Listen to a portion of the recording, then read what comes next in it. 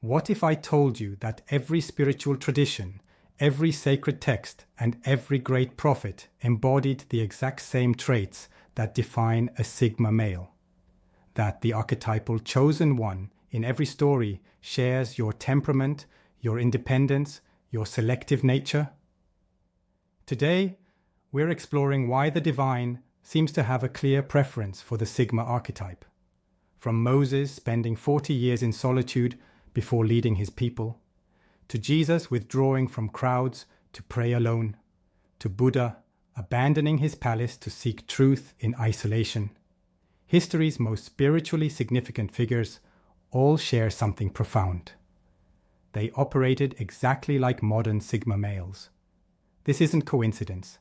This isn't projection. This is a pattern so consistent it reveals something fundamental about the nature of divine calling and spiritual power. By the end of this video, you'll understand why your natural tendencies might be less personality quirk and more spiritual design. Divine trait 1. God calls the solitary seeker. Think about this for a moment. When the divine needs to communicate something important, who does it choose? The popular leader surrounded by crowds? The social butterfly with thousands of followers? Never. Ever notice how every major spiritual revelation happened to someone who was alone? Moses on Mount Sinai, Jesus in the wilderness, Muhammad in the cave of Hira, Paul on the road to Damascus. Each of these men was isolated, contemplative, and separate from the masses when they received their calling. Here's what this tells us. The divine seems to prefer undistracted minds that aren't constantly processing social feedback, managing relationships, or seeking external validation. Minds that can hear clearly because they're not drowning in noise. Sound familiar? Your natural preference for solitude, your need for quiet contemplation, your ability to think deeply without external input. These aren't antisocial tendencies. They're spiritual receptors. But here's where it gets interesting. These chosen figures didn't become hermits forever. They returned to the world with profound wisdom and unshakable conviction. Just like you, they used solitude not as escape from purpose, but as preparation for it. Ever wonder why you get your best insights when you're alone? It's because isolation doesn't create wisdom. It reveals the wisdom that was always there, buried beneath social conditioning and external expectations. The pattern is undeniable. God doesn't interrupt committee meetings. He visits individual souls who have created space to listen. Divine trait 2. The divine chooses those who question everything. Here's something that might surprise you. Every major spiritual figure was considered a rebel in their time. They questioned established authorities, challenged conventional wisdom, and refused to accept "that's how we've always done it" as sufficient reasoning. Ever felt like you naturally see through social conventions that everyone else accepts without question? That's not cynicism. That's spiritual discernment. You're wired to see past surface appearances to deeper truths. Think about this pattern. Jesus challenged the religious establishment. Buddha rejected the entire caste system. Muhammad questioned the idol worship of his culture.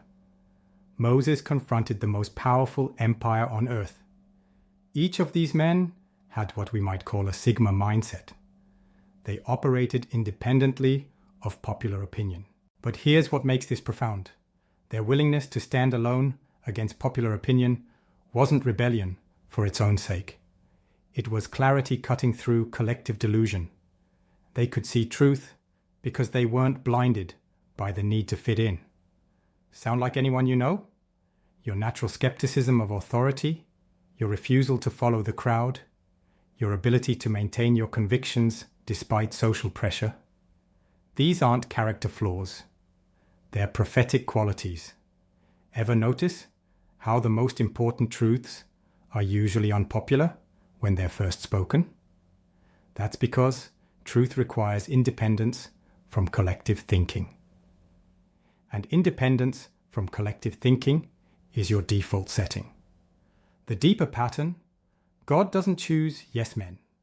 He chooses independent thinkers who can deliver unpopular truths without being swayed by public opinion. Here's what gives me chills.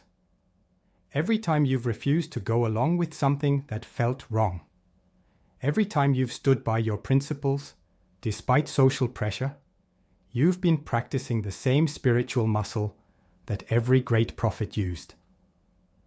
Divine trait. 3. God works through the patient and strategic. Have you ever noticed that divine timing never matches human impatience? The greatest spiritual figures weren't reactive. They were responsive.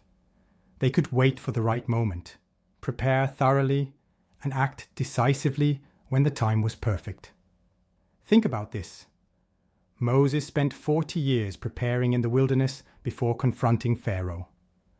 Jesus waited 30 years before beginning his ministry. Paul spent years in Arabia after his conversion before starting his missionary work. Ever felt frustration because your approach to life seems slower, more deliberate than others? What if that's not a limitation? What if that's divine methodology? Here's what I find fascinating. While everyone else is rushing toward immediate gratification, you naturally operate with long-term vision. While others are reacting emotionally to current circumstances, you're calculating outcomes 3 moves ahead. Sound familiar? Your tendency to think before acting, your preference for strategic patience over impulsive action, your ability to see long-term consequences. These aren't signs of indecision. They're signs of divine wisdom. But here's where it gets really interesting. When these patient, strategic men finally acted, their impact was world-changing. Their preparation period wasn't wasted time. It was power accumulation. Every year of waiting, thinking, and preparing multiplied their eventual influence. Ever wonder why your biggest achievements often come after long periods of quiet preparation? It's because you operate on divine timing, not social pressure. You understand instinctively that premature action often wastes more energy than patient preparation. The pattern is clear. God doesn't work through impulsive reactors. He works through strategic thinkers who can wait for perfect timing and execute with precision. Divine trait 4. The divine elevates those who lead without seeking to be followed. Here's something profound. The most spiritually significant leaders in history never campaigned for followers.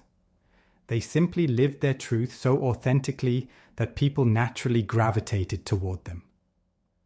Ever notice how you have influence without seeking it? How people naturally come to you for advice, even though you never advertised yourself as a guru? That's authentic leadership, the kind that comes from being genuine rather than performing. Think about this pattern. Jesus didn't start a political campaign. Buddha didn't market himself as a teacher. Moses didn't seek the role of liberator. Each of these men was called to leadership precisely because they weren't hungry for it.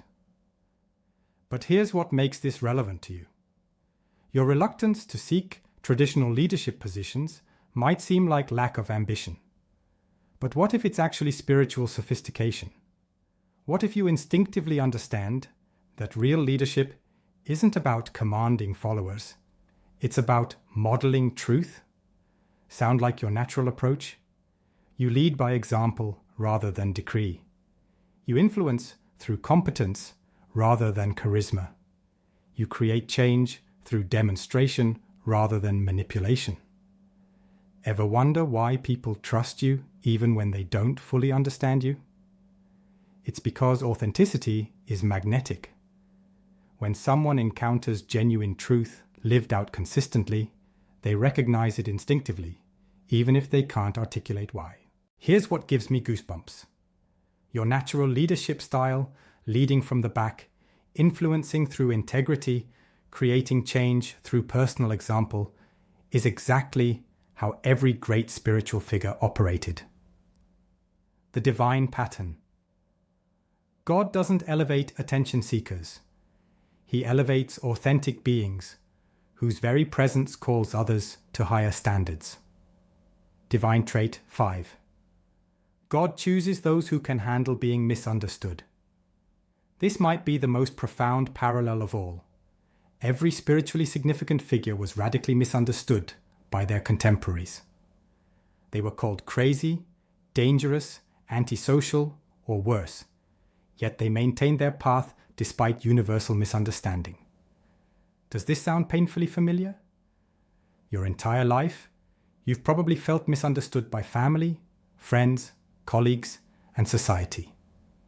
People have called you antisocial, weird, too serious, not social enough, too independent. But here's what I want you to consider.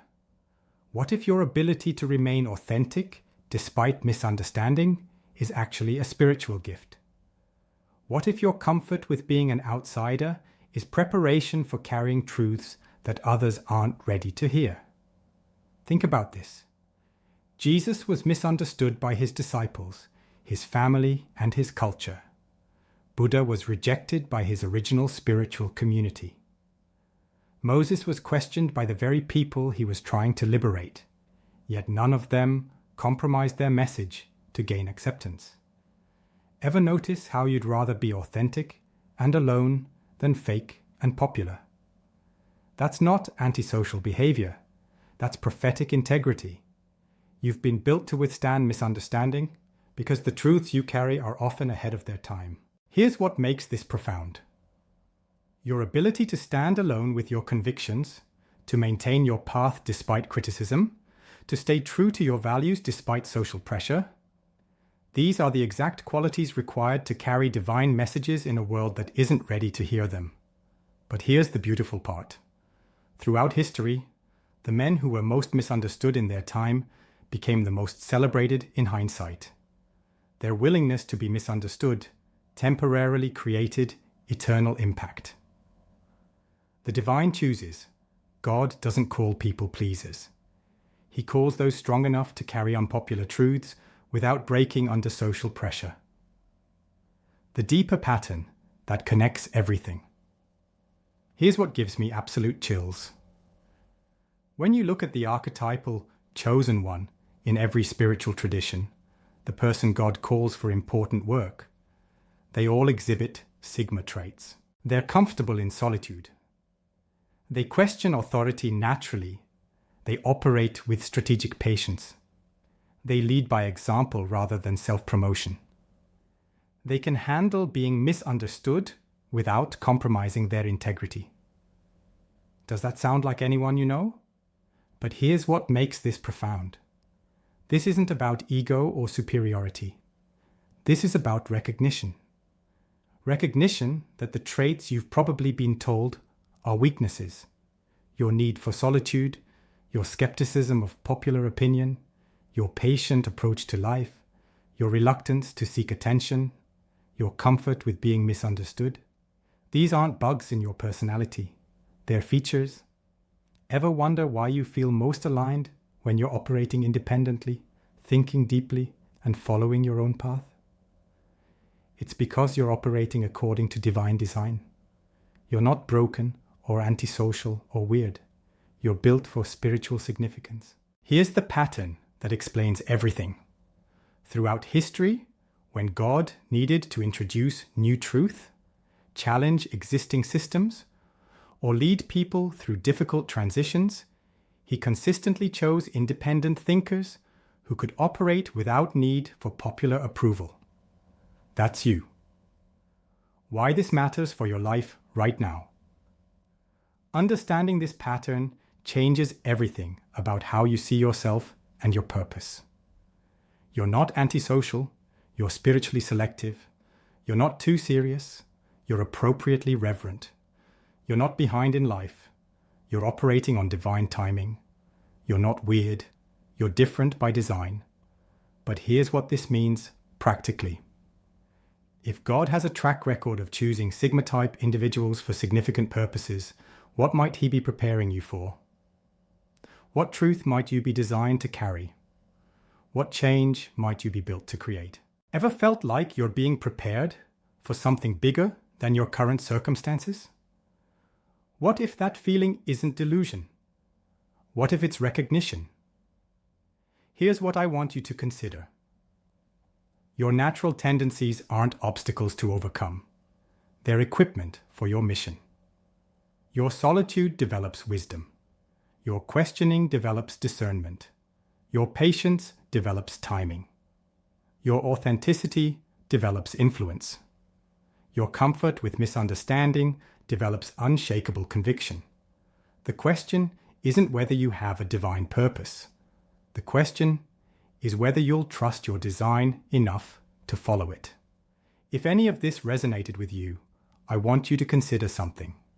What if your lifelong feeling of being different isn't a burden to bear, but a calling to embrace? What if your natural way of operating, the solitude, the independence, the deep thinking, the strategic patience, the authentic leadership, the comfort with being misunderstood? What if all of that is divine preparation for something significant? The question isn't whether God has favorites. The question is whether you'll recognize that your Sigma nature might be less personality quirk and more spiritual assignment. You don't have to become someone else to fulfill your purpose. You just have to become more of who you already are. Trust your design. It's divine. If this video helped you see your Sigma traits as spiritual gifts rather than social deficits, I want to hear from you.